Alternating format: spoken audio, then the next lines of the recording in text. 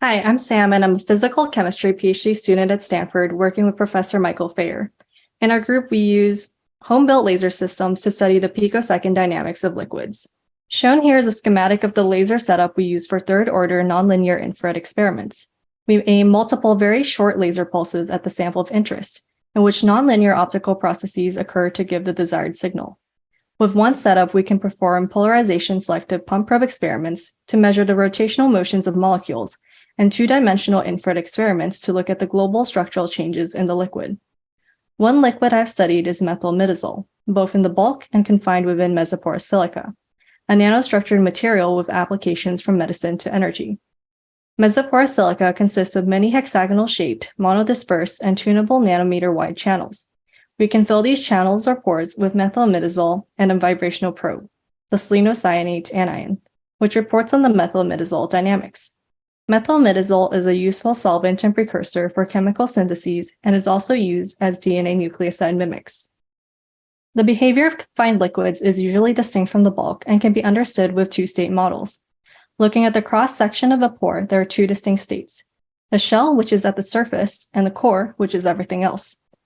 Methylmidazole molecules, represented by the green circles in the shell region, have distinct dynamics from those in the core region, which are usually bulk-like.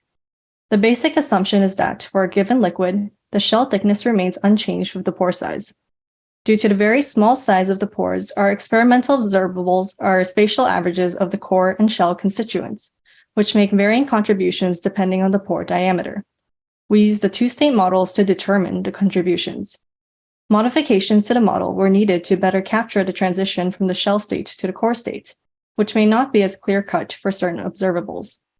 It is instructive to compare the effects of confinement on different liquids. The slowing of methylmidazole dynamics in a small pore relative to the bulk is about 3 times as great as the analogous slowing of water dynamics. The main difference between the two liquids is that methylmidazole is aprotic, meaning it does not readily donate hydrogen bonds, and water is protic, meaning it does. This results in different interactions of the pore surface and different changes in the liquid structure under confinement. Thus, the shell region in methylmidazole is much larger than in water, as shown by the graphics, where for both the rotational and structural dynamics, the colored region representing the shell extends further towards the center of the circular cross-section. Interpreting the dynamics of the models highlights the importance of the nature of the confined liquid. The design of novel nanoscale processes and materials will benefit from the study of these and other model liquids under confinement. Thank you to the ARCS Fellowship for supporting my work.